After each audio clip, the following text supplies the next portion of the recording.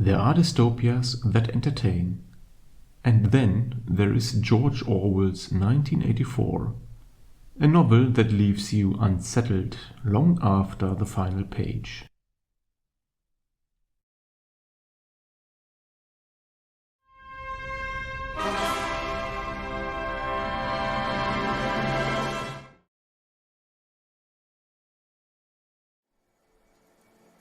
Following my review of Brave New World by Aldous Huxley, it is only fitting that today we take a closer look at 1984 by none other than George Orwell. The novel spans 368 pages and was published in either 1948 or 1949, depending on the source one consults, which is in a way quite fitting for a story so deeply concerned with truth and uncertainty. The plot takes place in a fictional future. The year is believed to be 1984, although even this is not entirely certain. Much of the world is locked in perpetual war. Great Britain, now known as Airstrip 1, has become a province of the totalitarian superstate Oceania. Oceania is one of the three superstates, alongside Eurasia and East Asia, that dominate much of the globe. Oceania is ruled by the party under the ideology of INGSOC, short for English Socialism.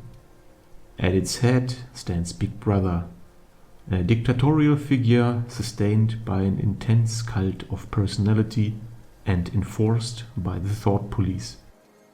The party maintains control through constant surveillance, propaganda, and the systematic rewriting of history, all aimed at suppressing individuality and independent thought.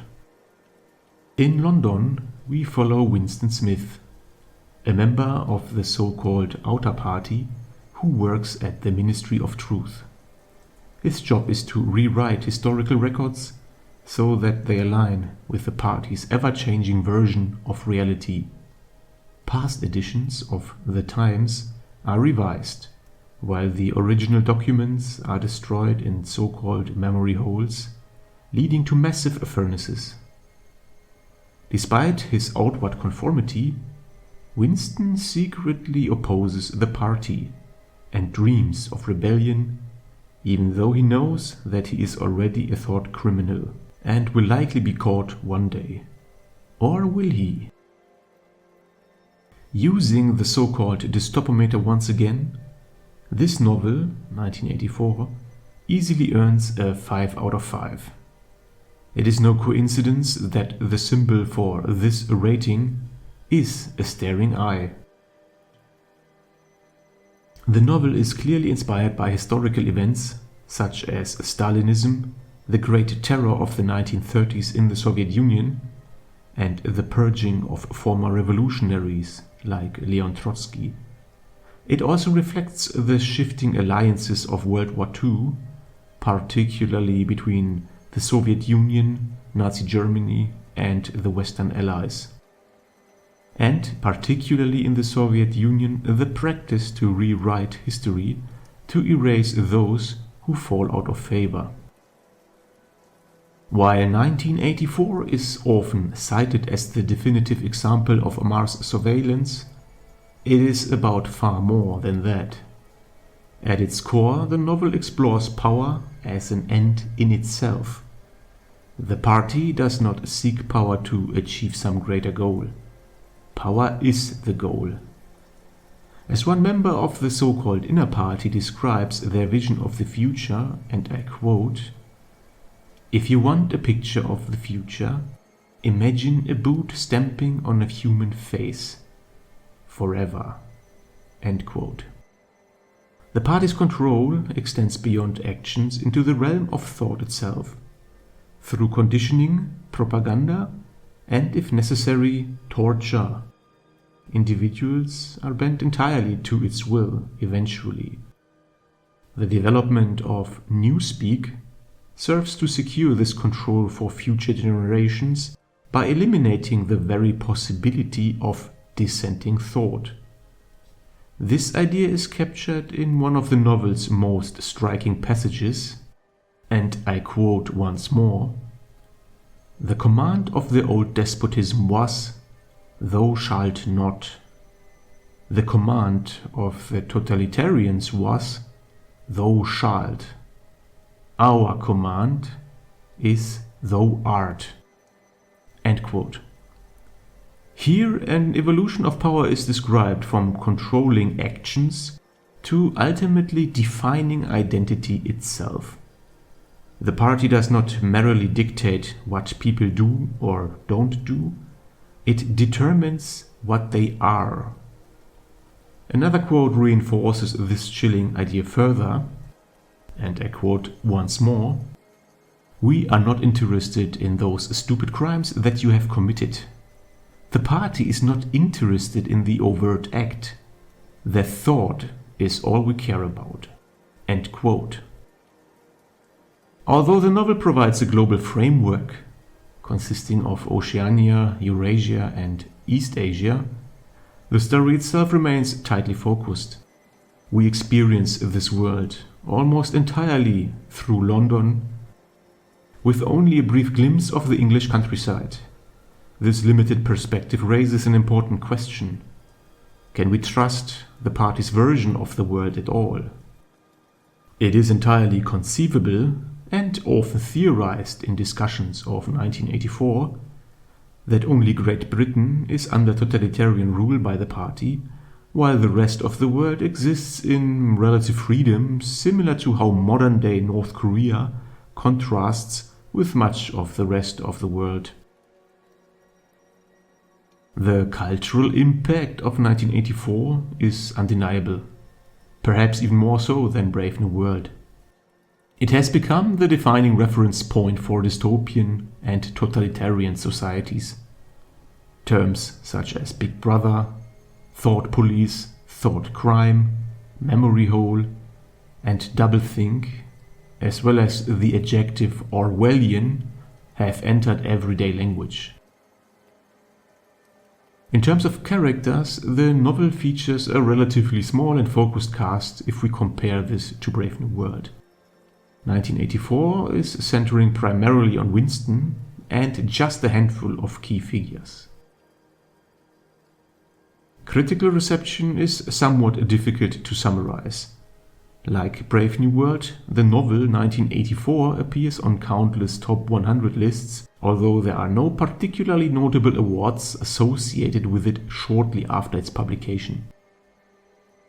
In terms of popular reception, 1984 secures a strong average rating of around 4.3 out of 5 stars based on millions of reviews. The number of adaptations is far too large to cover in detail. 1984 has been adapted into radio plays, films, television productions, graphic novels, theater performance, operas, and even ballets. It has also inspired numerous other works, including films such as Brazil, Equilibrium, and V for Vendetta, to name but a few. When comparing 1984 to Brave New World, as is most often done, the most striking differences lies in how each society maintains control. In 1984, the population is dominated through surveillance, propaganda, and brutal force, whereas in contrast, Brave New World relies on distraction, consumerism, pleasure, and drugs to maintain stability, which in all honesty seems to be the more refined and realistic approach. However, the similarities between the two novels are just as interesting as their differences. Both address the issue of surplus production in modern societies. In Brave New World, this surplus is absorbed through constant consumption and ever-changing trends that require further investments in material goods. In 1984, it is consumed through perpetual war between the three superstates. Although Oceania, Eurasia, and East Asia are each large enough to be self-sufficient, The ongoing war ensures that resources are continuously expended and that populations remain united against an external enemy. If we assume that the world is indeed partitioned between these three superstates. Despite their apparent differences, the ideologies of Oceania's Ingsoc, Eurasia's Neo-Bolshevism, and East Asia's death worship are fundamentally similar, all aiming to, and I quote here, arrest progress and freeze history at a chosen moment. End quote. Both societies depicted in Brave New World and 1984 also feature rigid class systems if we dig a bit deeper. In Brave New World this is represented by the alphas, betas and so on. In 1984 we see the inner party, the outer party and the proles, with the possibility of a fourth group consisting of exploited populations in the contested territories between the superstates. Interestingly, the proles, due to their lack of political engagement, appear to be largely immune to the party's more extreme forms of control and punishment. Their apathy arguably places them in a better position than members of the outer party, who are subject to intense scrutiny and severe punishment for even minor deviations, which eventually will take place in one form or another. The novel also suggests that intellectual elites may be more susceptible to self-deception, particularly through doublethink, whereas the proles simply do not engage with such matters in the first place. Another parallel between the two novels is the destruction of familial bonds. In Brave New World, reproduction is entirely separated from intimacy, with humans grown artificially. In 1984, sexuality is repressed and reduced to a duty to the party. Children are indoctrinated to the point where they may denounce their own parents for thought crimes. A detail that is especially disturbing given its basis in real historical practices within totalitarian regimes, even today. One could even argue that if the party had access to the technologies described in Brave New World, it would gladly and readily adopt them to produce perfectly obedient citizens.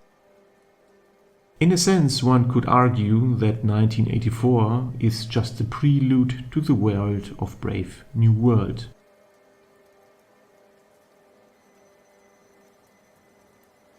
Overall, 1984 is an immensely important novel, both historically and educationally. It serves as a powerful reminder to trust one's own perception of reality and to resist external pressures that, in the end, demand self-denial. While the novel is undeniably well written, its bleak tone and lack of a hopeful resolution make it a challenging read. It is certainly worth reading, but perhaps it is best approached at a time when one's surroundings can provide some contrast to its oppressive atmosphere. In other words, it might be better suited for a sunny summer holiday than for the dark and rainy weeks of November.